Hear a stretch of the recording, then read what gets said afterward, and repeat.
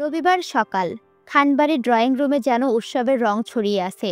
চারিদিকে ব্যস্ততা, রঙিন শাড়ির ঝলক, প্যাকেট গুছানোর হুড়োহুড়ি আর বাড়ির কর্ত্রীদের রন্ধন ঘিরে করার নির্দেশ। সবাই বেশ আনন্দিত, কারণ বাড়ির ছোট্ট মেয়ে মিমের আজ বিয়ে ঠিক হয়েছে। শুধু একজন মানুষের মনে আজ ঝড়, সে মিম নিজেই। মিম দোতলার সিঁড়ির এক কোণে দাঁড়িয়ে দাঁড়িয়ে ব্যাগ গোছানো দেখছে, তেমন কিছু বলছে না, হাসছেও না। চোখের কোণে পানি লুকিয়ে রাখার চেষ্টা করছে বারবার। মিমের মা আকলিমা খান এগিয়ে এসে বললেন, মা, মন খারাপ করিস না, তোর নতুন জীবন শুরু হতে যাচ্ছে। কত মেয়ে এই দিনটার স্বপ্ন দেখে। মিম কষ্ট চেপে মুখে একটুখানি হাসি আনার চেষ্টা করলো, কিন্তু ভেতরটা যেন কেউ চেপে ধরে আছে। কারণ সে জানে এই বিয়ে তার জীবনের সবচেয়ে বড় ভুল হতে চলেছে। চারিপাশে কেউ বুঝতে পারছে না কিছুই। তানভীর, আবির, বর্ণা, মেঘ সবাই মজা করছে। আহিয়া ও ত্রিধা সুটকেসের ওপর চড়ে বসে আছে। আহিয়ান দাঁড়িয়ে আছে পাশে।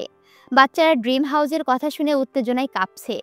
আবির হাসতে হাসতে বলল, এই যে আহিয়ান, তুমি আহিয়া ও ত্রিধাকে সুটকেসের ওপর উঠতে দিলা কেন? আহিয়ান বলল, আমি বলছি উঠতে, সে তো নিজেই উঠছে। আমি আবার কই উঠতে দিলাম? মেঘ হেসে বলল, ওদের দেখে মনে হচ্ছে ওরাই ড্রিম হাউসের বরকনে। সবার হাসাহাসির মাঝে মিম চুপচাপ সিঁড়ি দিয়ে নিচে নামছে। একটা বাচ্চাও যেন খেয়াল করে না তার মুখের বিষণ্ণতা। কেউ কল্পনাও করে না তার চোখের পিছনে লুকিয়ে থাকা আরিফের মুখ। আরিফ, যার সাথে 5 বছর প্রেম, যার কথা শুধু মিমের মা আর বাবা জানে। আর আজ তার বাবা মা মিমকে এই অন্য বিয়েতে রাজি করিয়েছে। সময় বদলে দেয় অনেক কিছু, মিম বারবার শুনছে। কিন্তু তার ভালোবাসা কি সময়ের কাছে হেরে যাবে? দুপুরের আগে খানবাড়ির 4টে গাড়ি একে একে ঢুকে পড়ল স্প্যারো ড্রিম হাউজে। বাড়ির সামনে বিশাল বাগান, ঝকঝকে পাথরের রাস্তা আর ফুলে সাজানো ছোট্ট গেট। এই কয়েক বছরে আবির বাড়িটাকে অনেক সুন্দর করে গুছিয়েছে। যদিও মেঘ বিয়ের পরে আসেনি একবারও। আবির বলেছিল অনেকবার, চলো একদিনের জন্য ওই বাড়িতে যাই, কিন্তু মেঘ আসেনি। আবির এই বাড়িতে একজন কেয়ারটেকার রেখেছে, যার নাম কুদ্দুস। কুদ্দুস চাচা সারা বাড়ি ও বাগানের ফুলগুলোর রক্ষণাবেক্ষণ করেন।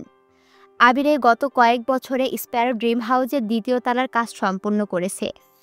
বাড়িটাকে আরও আকর্ষণীয় করার জন্য বাড়ির চারপাশে গড়ে তুলেছে সুন্দর ও মনোরম ফুলের বাগান। বাগানের এক কোণে একটা দোলনা বসানো, আর তার একপাশে একটা টেবিল সহ কয়েকটা চেয়ার। বাড়ির এক কোণে তৈরি করেছে এই বাচ্চাদের জন্য কিড জোন। মালিয়া খান গাড়ি থেকে নিচে নেমেই বললেন, এই বাড়িটার নাম এত সুন্দর কেন রে? স্প্যারো ড্রিম হাউস, কেউ যেন উড়ে যাওয়ার স্বপ্ন দেখে এইখানে। তানভীর বলল, হ্যাঁ বড়ম্ম, শুধু স্বপ্নই দেখে না, অনেক সময় কিছু কিছু মানুষ সেই স্বপ্ন থেকে হারিয়েও যায়। বন্যা একটু হেসে বলল, আপনি আবার এত দার্শনিক কবে থেকে হইলেন? তানভীর চোখ টিপে বলল, মিমের বিয়ে নিয়ে একটু আবেগী হয়ে পড়েছি।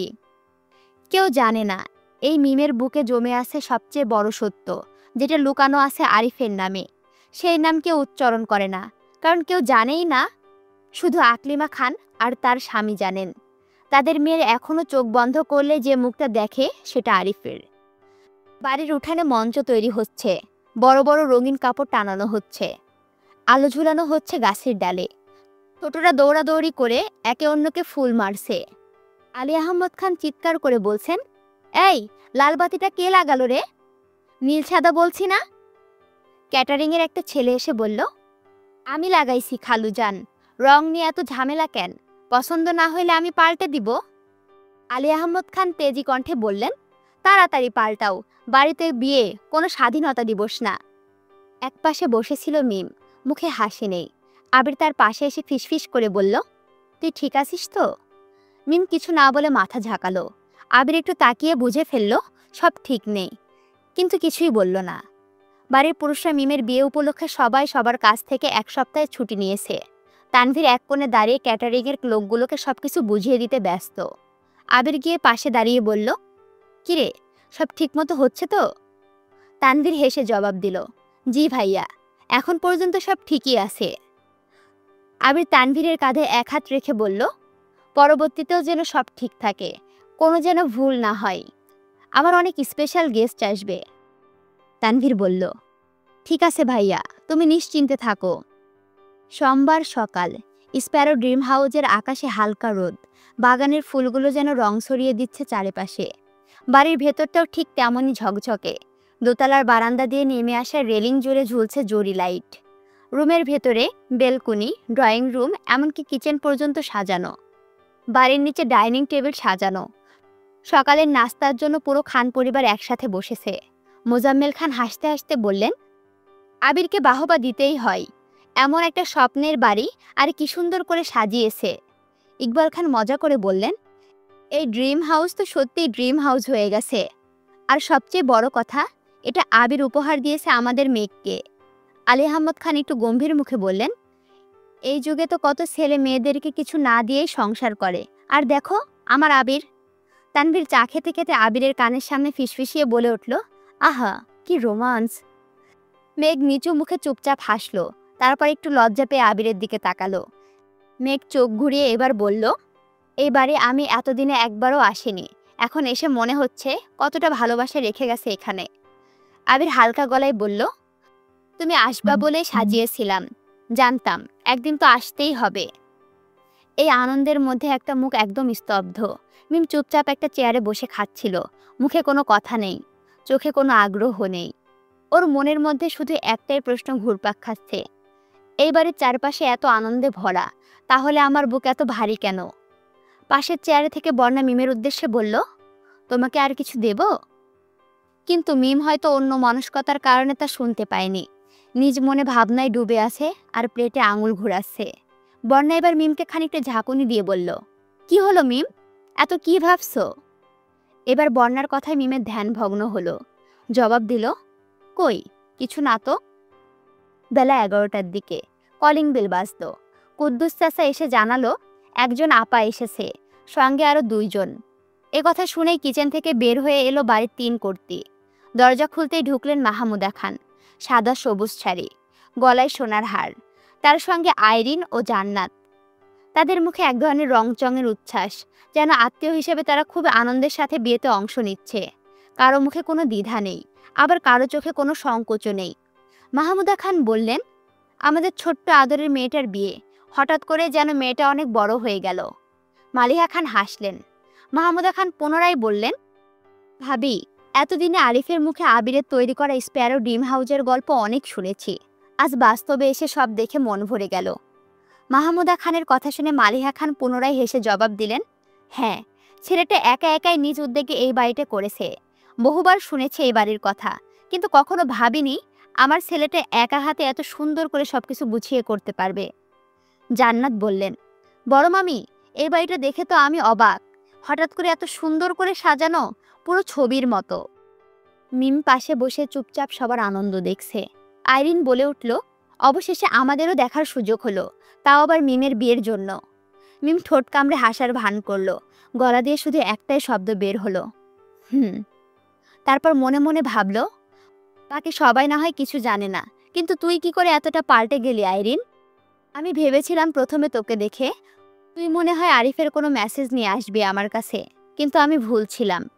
কিছুক্ষণ পর একে একে স্প্যারো ড্রিম হাউস থেকে বেরিয়ে পড়ল খানবাড়ির 3টি গাড়ি। গন্তব্য বসুন্ধরা শপিং কমপ্লেক্স। গাড়ির ভেতরে সবাই মজা করছে। জান্নাত, আইরিন, মেঘ, বন্যা হাসতে হাসতে বলছে কার কোন রং পছন্দ। জান্নাত বলল, এই বিয়েতে শাড়ির কালেকশন এমন হবে যে ফটো স্টেশনে ট্রেন্ডিং হয়ে যাবে। আইরিন বলল, আর গহনার কথা বলতে গেলে মিমের জন্য একটা গোল্ড প্লেটের সেট আমি নিজে সিলেক্ট করব। এই কথা শুনে সবাই হাসতে থাকলো। মিম একপাশে চুপ, এত কথা, এত আনন্দ, তবুও তার ভিতরে যেন বালুর মতো জমে আছে এক অস্থিরতা। শাড়ির দোকানে গিয়ে সবাই ব্যস্ত হয়ে পড়ল পছন্দ করতে। রঙিন বেনারসি, সিল্ক, কাতান, কাচের কাজ, সব সাজিয়ে রাখা। আইরিন একটা শাড়ি তুলে বলল, এটাই তো একদম মিমের জন্য তৈরি। মাহমুদা খান বললেন, মিম, বল দেখি কোনটা নিবি? মিম একটা শাড়ির দিকে তাকিয়ে বলল, যেটা তোমরা দেবে সেটাই ভালো। এই কথার মধ্যে আনন্দ ছিল না, ছিল শুধু একরাশ পরাজয়। শাড়ির দোকান, আনন্দের ঝলক। সব মেয়েরাই শাড়ির দোকানে ঢুকেছেন। মালিহা খান একটা স্কাই ব্লু রঙের বেনারসি তুলে বললেন, এটা বউ পরবে রিসিপশনে, হালকা জরি, ভারী চওড়া পাল। হালিমা খান বললেন, এটার সাথে গহনা কোনটা যাবে তাই তো বুঝছি না। আকলিমা খান বললেন, সোনালি গলাবাঁধা চেন সেট। আইরিন বলল, জানেন, জান্নাত ভাবি যখন বিয়ে করেছিল ঠিক এই রকমেরই একটা শাড়ি পরেছিল। জান্নাত হেসে বলল, সম্পূর্ণ এরকম না, কিছুটা ডিফারেন্স আছে। সবাই হাসিতে মেতে উঠল। শুধু এক কোণে বসে রইল মিম। তার হাতে শাড়ি নেই, মুখে কোনো বাজ বিচার নেই, চোখে শুধু বিষাদের ছায়া। মিম জানে এই শপিং ব্যস্ততা তার জন্য, বিয়ের সাজ সব তার জন্য, তবুও তার চোখে আনন্দ নেই। মেয়েরা শাড়ির দোকান থেকে মিম সহ সকলে অনেকগুলো শাড়ি নিল। শাড়ির দোকান থেকে বের হওয়ার পরে কারো চোখ পড়ে জামার দোকানে, কারো নজর জুতার সেলফে। হালিমা খান মালিহা খানের উদ্দেশ্যে বললেন, আপা, আগে একটা সেলাইয়ের দোকান দেখি, আমি না আমার শাড়ি একটু কাটিয়ে নিতে চাই। মালিহা খান হাসতে হাসতে বললেন, সেলাই কি শপিংয়ের আগে করিস নাকি পরে? আগে পুরো শপিং শেষ কর। তানভীর, বর্ণা ও ত্রিধাকে নিয়ে সোজা চলে গেল কিডস সেকশনে।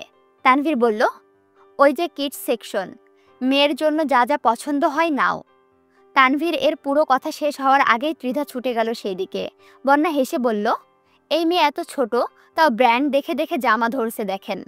তানভীর দুষ্টুমির সুরে বলল, দেখতে হবে না মেয়েটা কার? নিজের জন্য সবসময় বেস্টটাই চয়েস করি আমি, বহু বছর আগে যেমন তোমাকে চয়েস করেছিলাম। বন্যা একটু লাজুক হাসল। আহিয়া তো দৌড়াদৌড়ি করতেই ব্যস্ত। আবির একদিকে দাঁড়িয়ে শুধু বলল, বাচ্চারা শপিং মলে আসা মানেই যেন ওদের নতুন থ্রিলার মুভি শুরু হওয়া। মেঘ হালকা হাসল। আবির বলল, তুমি কিছু দেখছো না? মেঘ মাথা নাড়ালো, দেখছি। আপনি আমায় পছন্দ করতে সাহায্য করুন না প্লিজ। আবির মুস্কি হেসে বলল, চলো ঠিক আছে, ওই দিকে যাই। আদি মোবাইলে ভিডিও করতে ব্যস্ত। হঠাৎ বলল, মিমাপুর বিয়ের শপিং তো আমরা ভ্লগ বানিয়ে আপলোড করব, ভিউজ চাই। আকর্ষণীয় হাসি ছড়ালো চারিপাশে। সবাই যার যার মতো ব্যস্ত, কিন্তু মাঝে মাঝে চোখ চলে যায় মিমের দিকে। মেঘ লক্ষ্য করছিল মিম কোনো দোকানে ঢুকছে না, কাউকে কিছু বলছেও না, শুধু হেঁটেই যাচ্ছিল। কখনো কোনো পোশাকের দিকে তাকায়, আবার চোখ ফিরিয়ে নেয়। একটা বুটিক দোকানের সামনে এসে দাঁড়িয়ে শুধু তাকিয়ে রইল। গ্লাসের ওপারে একটা লাল রঙের কাতান ঝুলে আছে। মেঘ পেছন থেকে এসে বলল, পছন্দ হয়েছে বুঝি? মিম ঘাড় নাড়ালো, না, শুধু দেখছিলাম। মেঘ তার হাত চেপে ধরল। অনেক কিছু বলতে চাইল, কিন্তু এই সময় বলার কিছুই ছিল না। শুধু বলল, চোখে এত কষ্ট কেন? মিম মৃদু হেসে জবাব দিল, কই, তেমন কিছু না। সন্ধ্যার আগে খান পরিবার শপিং শেষ করে ফিরে এলো স্প্যারো ড্রিম হাউসে। গাড়ি থেকে নেমেই মনে হচ্ছিল যেন কেউ মালবাহী ট্রাক নামিয়েছে। শপিং ব্যাগ, গহনার প্যাকেট, বাচ্চাদের খেলনা, জুতার বক্স, শাড়ির প্যাকেট, সব মিলিয়ে একেবারে বিশৃঙ্খল এক পরিস্থিতি। হালিমা খান হাঁপাতে হাঁপাতে বললেন, শপিং করতে করতে আমার পায়ের হাড়গুলো আলাদা হয়ে গেছে, কেউ ব্যাগ নিচ্ছিস না কেন?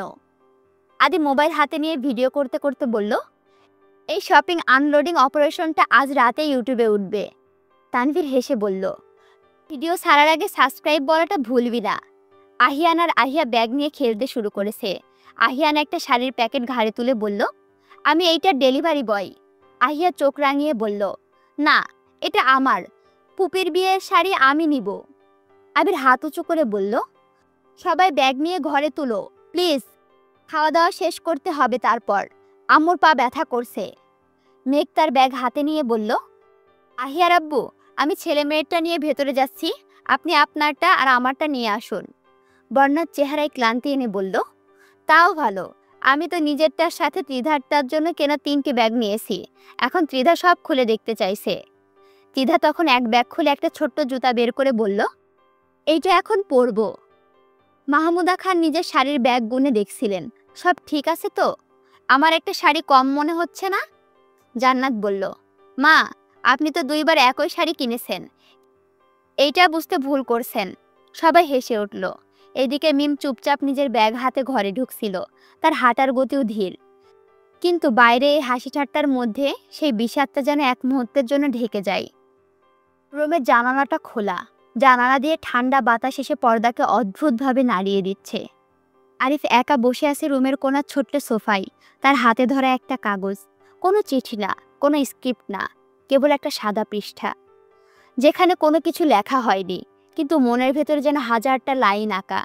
দরজাটা ভেতর থেকে বন্ধ, আলোটা আবছা, ঘরটা নিস্তব্ধ, ঠিক যেমন নিস্তব্ধ এখন আরিফের বুক। সে ধীরে ধীরে চোখ বন্ধ করল। আরিফের কণ্ঠস্বর কাঁপছে। একা একাই বলল, সবাই বলে ভালোবাসা সাহসী করে তোলে মানুষকে, কিন্তু কেউ কখনো বলে না ভালোবাসা মানুষকে ভয়ও দেখায়, অসহায় করে দেয়, চুপ করিয়ে দেয়। একটা দীর্ঘ নিঃশ্বাস নিল আরিফ, আবার একা একা আওড়ালো, আমি তাকে চিনি, আমি জানি সে কেমন, কিন্তু কখনো কখনো কিছু মানুষ এতটাই অবাক করে যার ব্যাখ্যা দিতে পারে না কেউ। আমি ভয় পাচ্ছি সেই বিস্ময়ের কাছে হেরে যেতে। সে জানালার বাইরে তাকালো, আকাশে আধো আলো, চাঁদ ধীরে ধীরে মেঘের আড়ালে ঢুকে যাচ্ছে, ঠিক যেমন ওর নিজের মনের আলো, ভালোবাসার আলো আরেকটা অজানা পরীক্ষায় মেঘে ঢেকে যাচ্ছে। অন্ধকার আকাশের দিকে তাকিয়ে চিৎকার করে বলল, সে জানে না, কিছু জানে না, আমি জানি, সব জানি, তাও কিছু বলতে পারছি না, কিছু করা যাচ্ছে না, শুধু বসে থাকতে হচ্ছে অপেক্ষায়, একটা সিদ্ধান্তের, একটা মুহূর্তের, যেটা হয়তো আমার পুরো জীবনটা বদলে দেবে। আরে ফুটে দাঁড়ালো, ধীরে ধীরে আয়নার সামনে গেল, নিজের চোখের দিকে তাকালো, বিড়বিড় করে বলল, তুমি কি পারবে না মিম আমায় ভালোবাসার মান রাখতে? তার চোখের জল আসার মতো, কিন্তু সে চেপে রাখলো, কাপা কণ্ঠে ফিসফিসিয়ে বলল, তুমি যদি না বুঝো তবে কি আমি হারিয়ে যাব? তুমি কি চিনবে না এই নীরব ভালোবাসাটাকে? ঘর জুড়ে তখনও নিস্তব্ধতা, শুধু জানালার পর্দা উড়ছে, আর আরিফ একা দাঁড়িয়ে আছে হৃদয়ের এক বিশাল ঝড় নিয়ে, যা কেবল সে আর একজনই অনুভব করছে, সে হলো মিম। কিন্তু মিম জানেই না এই পুরো ঝড়ের কেন্দ্রবিন্দুতে সে নিজেই দাঁড়িয়ে আছে। ধীরে ধীরে ঘড়ির কাঁটা এসে থামল রাত 12টায়। রুমের নিস্তব্ধতায় টিকতে না পেরে আরিফ বেরিয়ে পড়ল অন্ধকার রাত্রে অজানা গন্তব্যে। অন্যদিকে রাত 12টা পেরিয়ে গেছে, স্প্যারো ড্রিম হাউসের চারপাশে নিস্তব্ধ, সবাই ঘুমিয়ে পড়েছে, শুধু একটা ঘরে আলো জ্বলছে এখনো, মিমের ঘরে। চুপচাপ বিছানায় বসে আছে সে, চুল খোলা, মুখটা ফ্যাকাশে, চোখ ফুলে গেছে কাঁদতে কাঁদতে, তাকিয়ে আছে ড্রেসিং টেবিলের সামনে আয়নার দিকে, নিজেকে চিনতে পারছে না। আজ সারাদিন কেবল হাসি মুখে দেখিয়েছে সবার সামনে নিজেকে সাজিয়েছে, নতুন জামা ট্রাই করেছে, কিন্তু একবারও কেউ হয়তো বুঝতেই চায়নি মিম ঠিক আছে কিনা। সেদিন আরিফের এত কথা শুনে মিম বেহায়ার মতো আজ সারাদিন কল ও মেসেজ দিয়েছে। আরিফ গত 2 দিন ধরে ফেসবুক, হোয়াটসঅ্যাপ, ইমো সব থেকে অফলাইন, সিমটাও বন্ধ। তাও যদি একবার খোলে, সেই আশায় মিম কল দিয়ে গেছে বারংবার, কিন্তু প্রতিবারই নিরাশ হয়ে ফোনটা রেখে দিতে হয়েছে। মিম ধীরে ধীরে বিছানায় গিয়ে শুয়ে পড়ল, তার সিল্ক কালো চুলগুলো যেন আজ অযত্নে ছড়িয়ে আছে সরাসরি বিছানা থেকে ফ্লোরে। চোখ তার ঘূর্ণমান বৈদ্যুতিক পাখার দিকে, হৃদয় ভাঙার যন্ত্রণায় আসছে কাতর। হঠাৎ করে মিম বিড়বিড় করে বলল, মুক্তি চাই, এই ভয়াবহ কষ্ট থেকে আমি মুক্তি চাই। তারপর কিছু একটা ভেবে বিছানা থেকে হঠাৎ করে উঠে বসল, ধীরে ধীরে এগিয়ে গেল ড্রয়ারের দিকে, পুরনো একটা ছোট্ট নোটবুক বের করলো। আরিফের দেওয়া প্রথম চিঠি এখনো রাখা সেখানে। সেই চিঠির পাশে আজ লিখল সে, আমি হেরে যাচ্ছি আরিফ, তোমার চুপ করে থাকা আমার সহ্য হচ্ছে না আর। জানি না বিয়েটা কার সাথে হচ্ছে, জানি না তুমি কোথায়, শুধু জানি তুমি ছাড়া আমি কিছুই না।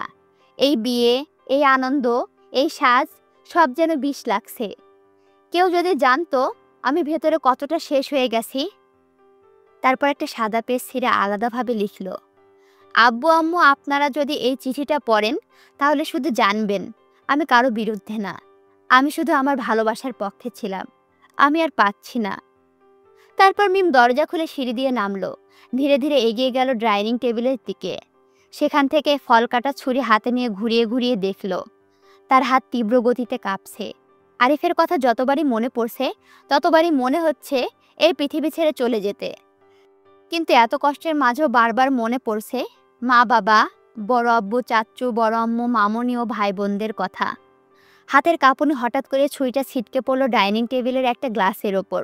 তৎক্ষণাৎ গ্লাসটা নিচে পড়ে ভেঙে চুরমার হয়ে গেল।